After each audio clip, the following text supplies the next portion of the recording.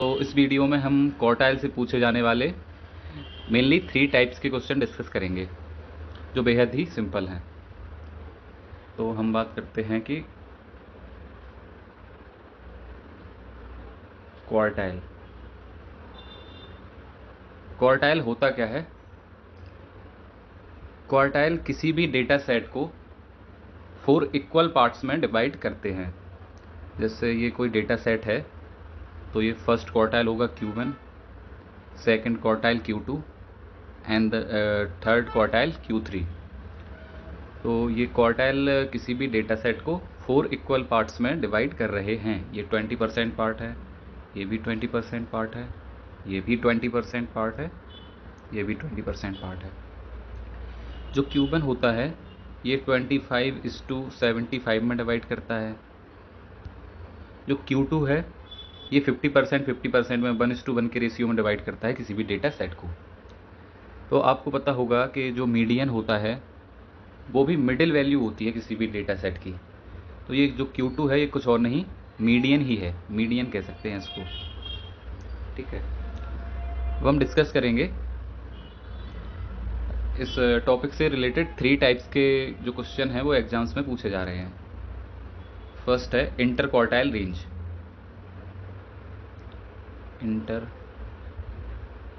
Quartile range. Second is quartile deviation.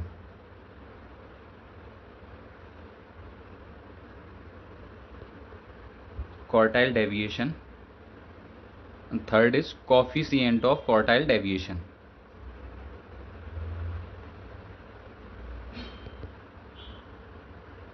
Deviation. तो इन formula देखते हैं इनका। जो इंटर क्वार्टाइल रेंज होती है जैसे हिंदी में अंतर चतुर्थक परास कहते हैं। तो inter quartile range third quartile और फर्स्ट क्वार्टाइल का डिफरेंस होता है। तो इसका फॉर्मूला होगा Q3 minus Q1, inter quartile range. जो क्वार्टाइल डेविएशन होता है ये इंटर क्वार्टाइल रेंज का हाफ होता है। इसका फॉर्मूला ऐसे हम लिख सकते हैं Q3 माइनस Q1 बाई 2। जो कोफिशिएंट ऑफ क्वार्टाइल डेविएशन है इसका फॉर्मूला है Q3 minus Q1 upon Q3 plus Q1। अब बात ये आती है कि Q1 और Q3 कैसे पता करेंगे, ये क्या है। तो इसके बारे में भी जानते हैं। ये कोई डेटा सेट है, ये क्वार्टाइल 1 है, 2 है, 3 है। इसमें n नंबर्स ऑफ टर्म्स हैं। तो जो Q1 होगा वो n+1/4 टर्म होगा Q1, एंड Q3 जो होगा वो थर्ड टाइम्स ऑफ Q1 होगा। 3Q1 लिख सकते हैं, या 3 इंटू 1+1/4 टर्म। Q1 और Q3 की ही ज़रूरत हमें पड़ेगी क्वेश्चन सॉल्व करने में। बाकी आपको Q2 देखना हो तो Q2 कुछ नहीं, मीडियन ही है, n+1/2 टर्म। ठीक है, अब कुछ क्वेश्चन के रेफरेंस से समझते हैं। ऐसे क्वेश्चन है, कोई डेटा सेट है 2, 8, 7, 6, 5, 12, 11। सबसे पहले इसको हम असेंडिंग ऑर्डर में लिखेंगे। सबसे पहले 2, फिर 5, 6, 7, 8, 11, 12, 1, 2, 3, 4, 5, 6, 7। तो नंबर ऑफ टर्म्स कितने हैं, 7 हैं। तो यहाँ पे Q1 क्या निकल के आएगा, n+1/4 टर्म। 7+1/4 टर्म मतलब सेकेंड टर्म। सेकेंड टर्म क्या है, ये है 5। तो Q1 की जो वैल्यू होगी वो होगी 5, and Q3 3 times of n+1/4 term, मतलब सेकेंड टर्म आया था, इसका थर्ड टाइम 6 टर्म होगा। तो 6 टर्म क्या है, 6 टर्म है 11। Q1 की वैल्यू आएगी 5 एंड Q3 की वैल्यू आएगी 11। इसको नेक्स्ट स्लाइड में लिखते हैं। Q1 5 और Q3 11। अब यहाँ से तीनों चीज़ों का पता करते हैं। Inter quartile range, inter quartile range, इसको शॉर्ट में लिखते हैं। इसका फॉर्मूला होता है Q3 माइनस Q1, तो ये 11 माइनस 5, इसका आंसर होगा 6। दूसरा है क्वार्टाइल डेविएशन, ये इंटर क्वार्टाइल रेंज का आधा होता है, 6/2 3। जब भी आप क्वेश्चन को सॉल्व करें तो फॉर्मूला ज़रूर लिखें, इससे क्या होगा, फॉर्मूला आपके माइंड में इनबिल्ट हो जाएगा। Coefficient of quartile deviation Q3 minus Q1 upon Q3 plus Q1, तो Q3 माइनस Q1 कितना था, 6 था।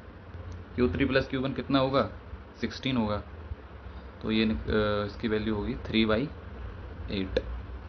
अगर ये परसेंटेज में पूछा जाएगा तो 100 से मल्टीप्लाई कर देंगे। तो ये तो हो गया जब n+1 फोर्थ से डिवाइड हो। लेकिन जब क्वेश्चन ऐसा आ जाए कि जो n+1 है वो 4 से डिवाइड ना हो, तो उस केस में हम क्या करेंगे, तो देखते हैं। 2, 4, 6, 8, 10, 11, 15 ले लेते हैं। तो इसमें नंबर ऑफ टर्म कितने हैं, 6 हैं। अगर हम Q1 निकालेंगे तो Q1 n+1/4 टर्म होता है, तो ये 7/4 टर्म होगा। इसे डिवाइड करेंगे, 1.75 टर्म आएगा। इसका मतलब है, इसको हम ऐसे लिखेंगे कि first term plus 0.75 second minus first term. First term है 2, 0.75 second minus first term, 4 minus 2, ये 2 निकल के आएगा, तो उसकी वैल्यू होगी 2 प्लस 1.5, तो 3.5 निकल के आएगा। जो Q1 की वैल्यू है वो 3.5 निकल के आएगी। ऐसे ही हम Q3 निकालेंगे। Q3 third times of n+1/4 term, number of term थे 6 प्लस 1/4, 3, 7/4,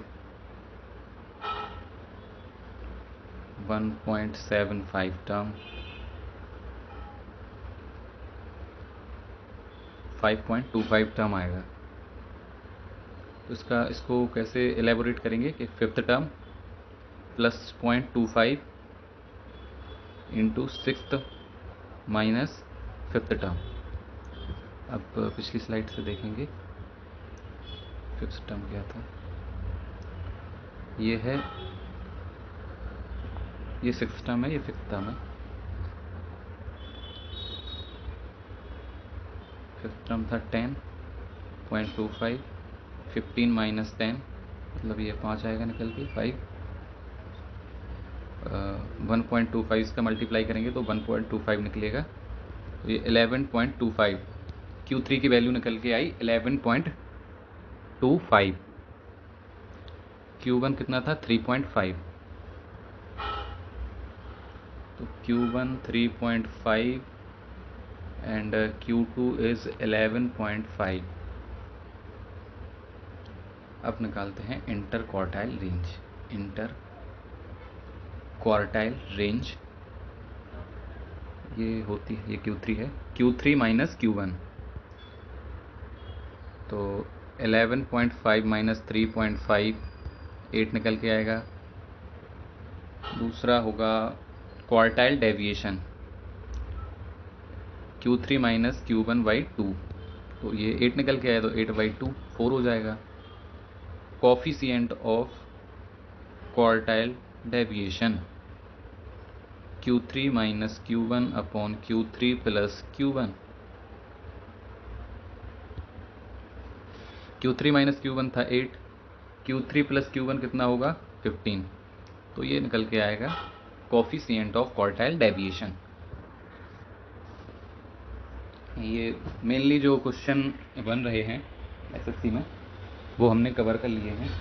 कुछ बेसिक से क्वेश्चन बनते हैं, जैसे दे देगा कि क्वार्टाइल डेविएशन किसी का 5 है एंड Q3 दे देगा, Q3 30 है, Q1 फाइंड करना है। कैसे करेंगे? तो हमें पता है कि क्वार्टाइल डेविएशन का फॉर्मूला होता है Q3 minus Q1/2।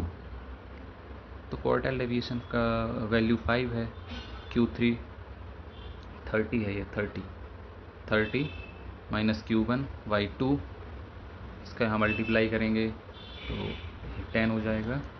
10 30 minus Q1 की वैल्यू निकल के आएगी 20।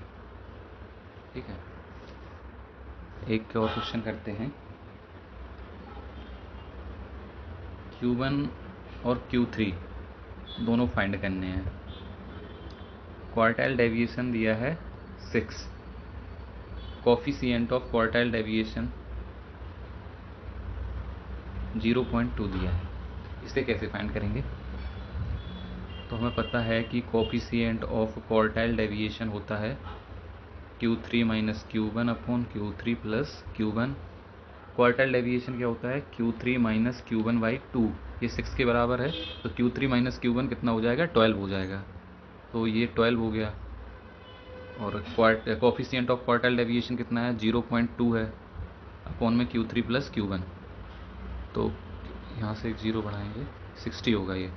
तो Q3 प्लस Q1 की वैल्यू 60 आएगी, और Q3 माइनस Q1 यहाँ से 12 है। Q3 माइनस Q1 12 है। अब इस इक्वेशन को सॉल्व करके हम Q3 और Q1 की वैल्यू निकाल लेंगे। तो Q3 क्या होगा? दोनों को ऐड करके हाफ कर दो, 72 का हाफ करेंगे 36, और Q1 होगा दोनों को घटा के आधा कर दो, तो ये 48/2 होगा, तो 24 आ जाएगा Q1। अगर आपको ये वीडियो अच्छी लगी है तो प्लीज़ वीडियो को लाइक करें, कमेंट में बताएं। तो इस टॉपिक से रिलेटेड हम और क्वेश्चन की प्रैक्टिस करेंगे, एंड चैनल को सब्सक्राइब करें। Thank you.